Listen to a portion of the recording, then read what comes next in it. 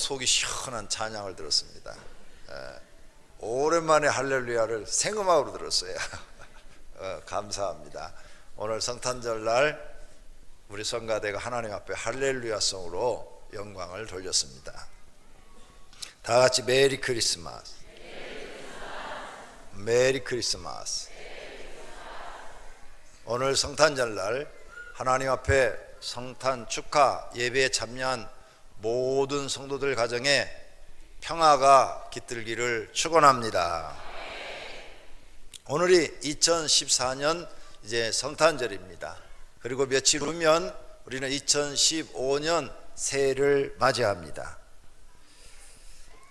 오늘 우리는 하나님 앞에 예수님의 탄생을 축하하러 모였습니다. 오늘 본문에 보니까 예수님을 찬양하고 예수님의 탄생을 축하한 사람들이 등장을 합니다. 목자들입니다.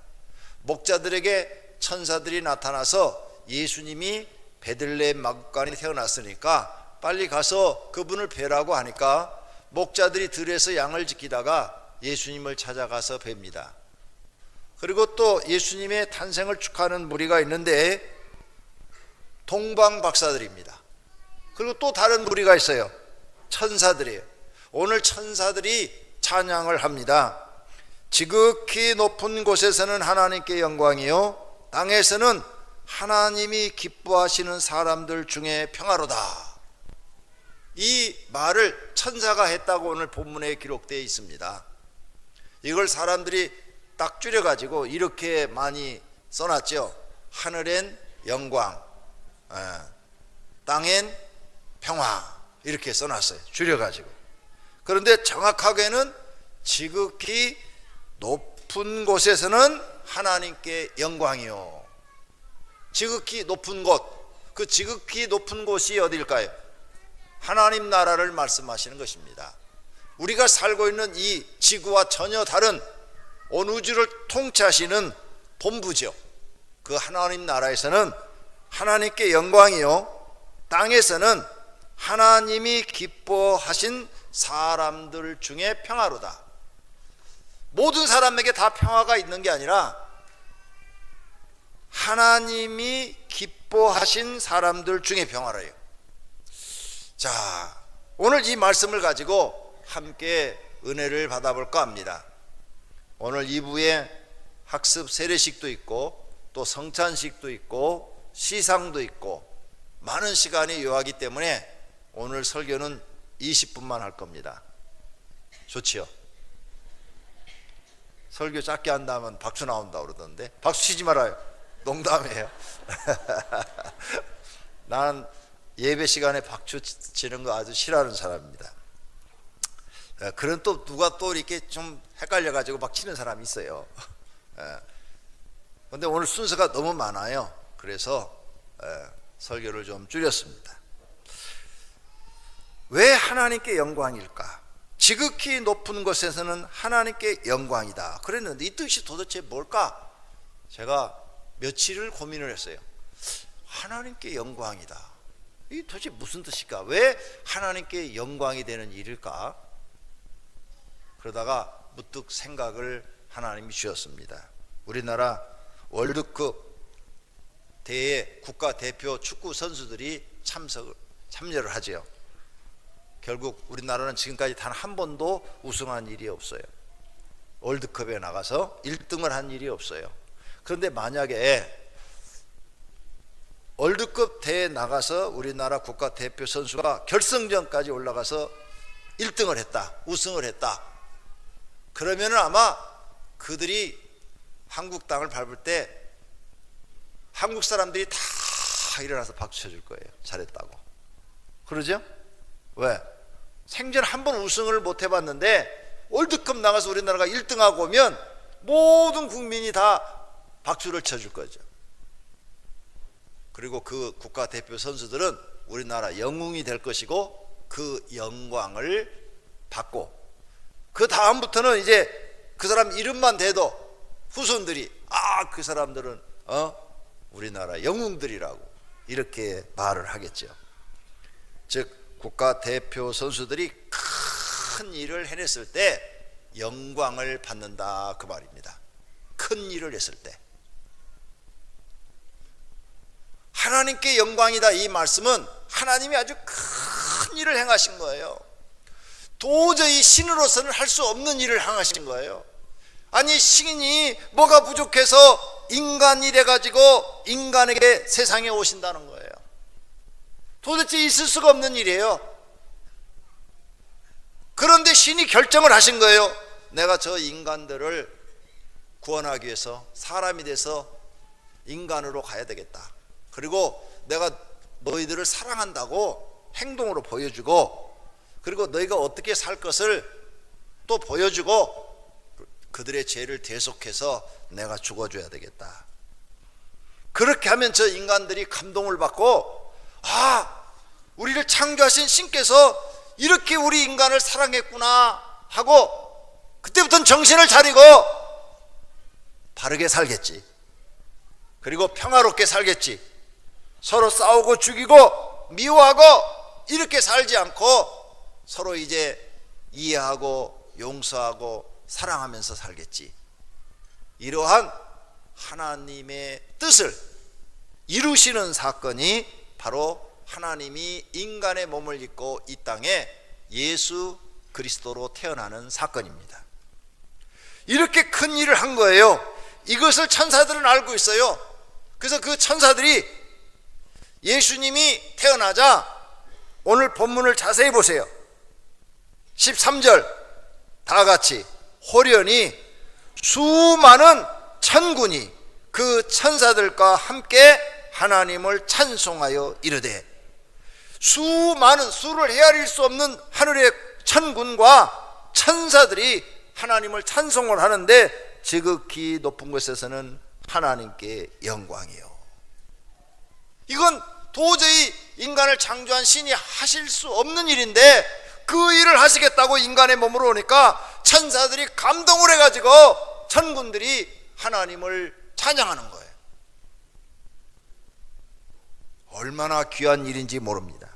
이건 기적과 같은 일인 것입니다. 이 일을 하나님이 행하심으로 인하여 천군과 천사들이 하나님을 찬송했다는 거죠. 지극히 높은 곳에서는 하나님께 영광이요. 할렐루야. 계시록 5장 12절에 이런 말씀이 있어요.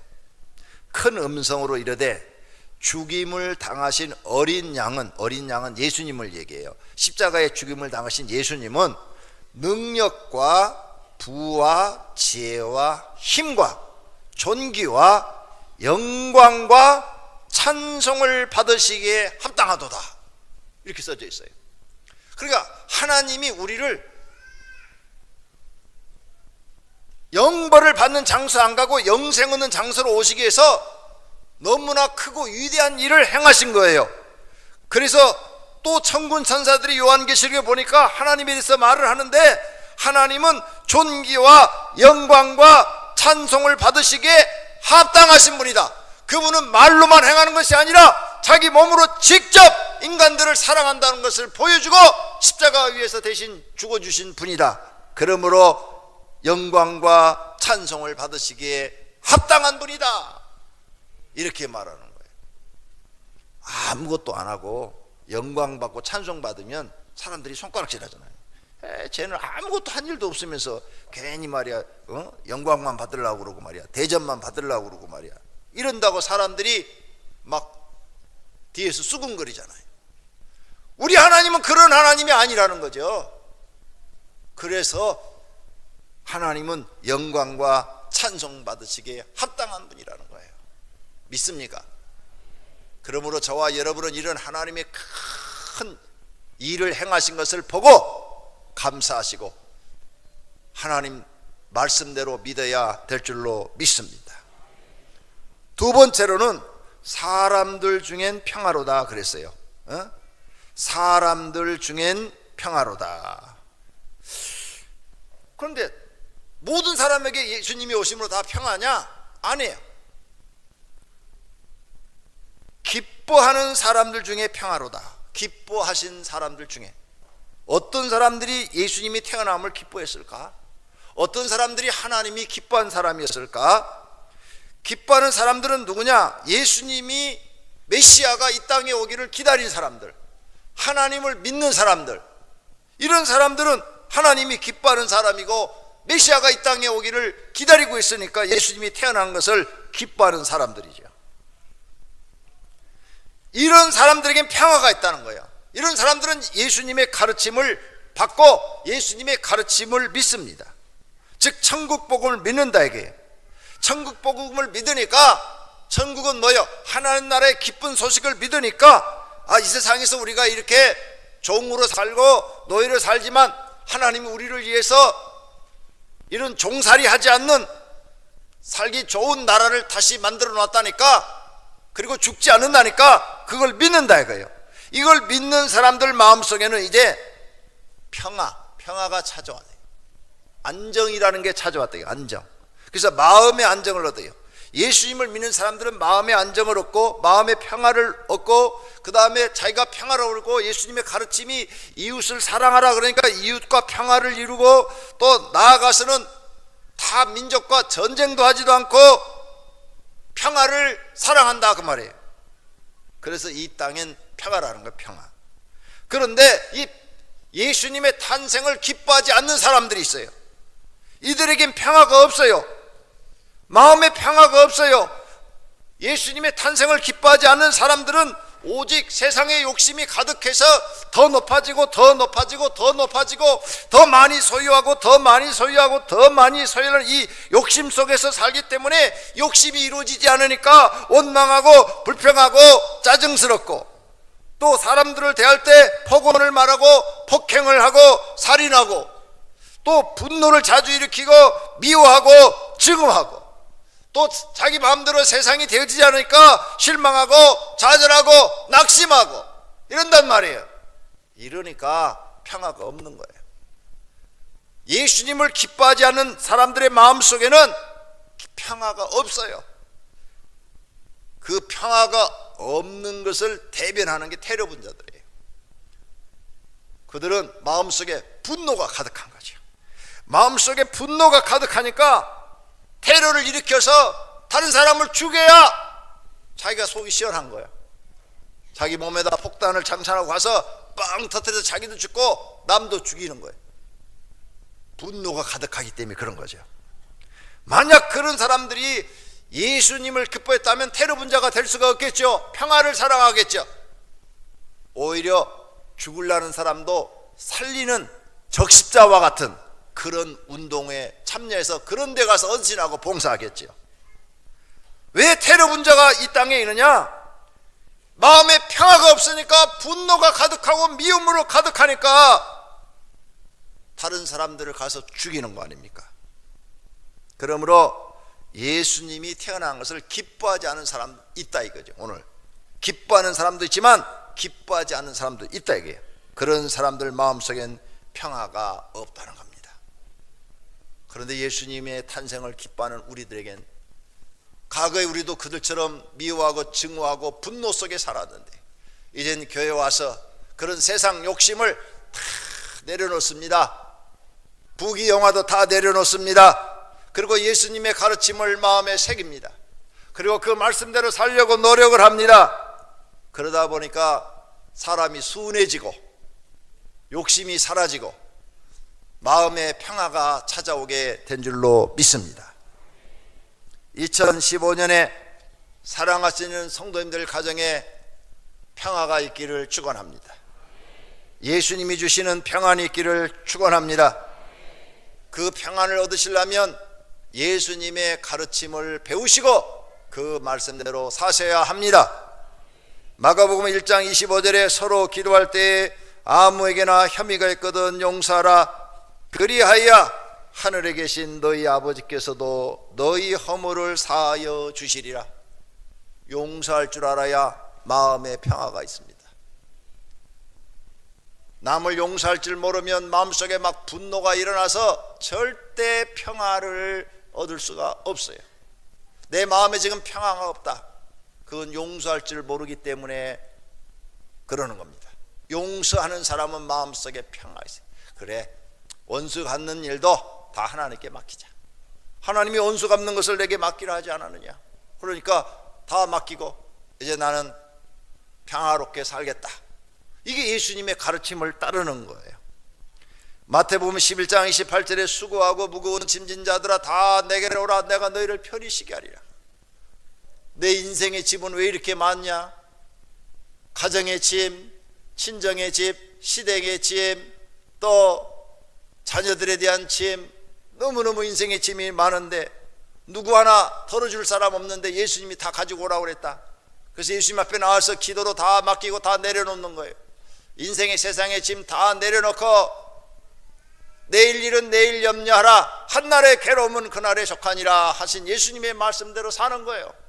그랬더니 그 짐을 딱 내려놓으니까 마음의 평화가 딱 찾아오는 거죠. 이게 예수 믿는 거예요.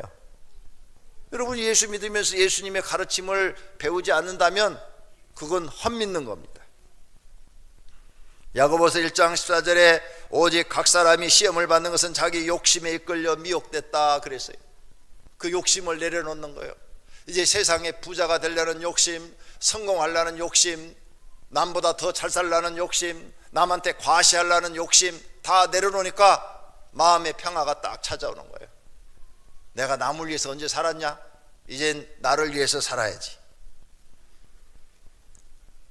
요한복음 14장 27절에 말씀합니다. 평안을 너희에게 끼치노니 곧 나의 평안을 너희에게 주노라. 내가 너에게 주는 것은 세상이 주는 것과 같이 아니하리라. 너희는 마음에 근심하지도 말고 두려워하지도 말라. 세상이 주는 그런 평화가 아니라 하나님 우리에게 주시는 이 평화를 예수님의 탄생을 기뻐하고 예수님의 가르침을 받아들이고 예수님의 뒤를 따르는 사람들에게는 주어진 줄로 믿습니다. 오늘 여러분은 예수님의 탄생을 축하하시고 마음속에 평화를 받아가지고 가시기를 바랍니다. 그래서 이제는 미워하는 사람도 없고 마음의 분노도 사라지고 그리고 이제 원망, 불평, 짜증도 다 사라지고 하나님께 여러분의 인생을 다 맡기고 성령 하나님이 인도하시는 대로 사시면 남은 생에는 평화롭게 살게 될 줄로 믿습니다. 그 평화를 주러 예수님이 오셨다 그 말이에요. 그래서 천사가 말을 하는 거예요. 사람이 말을 하는 게 아니라 땅에서는 예수님의 탄생을 기뻐하는 사람들에겐 평화로다. 할렐루야. 하나님이 기뻐하는 사람들에겐 평화로다. 여러분, 예수 믿고 이 평화 얻으셨습니까?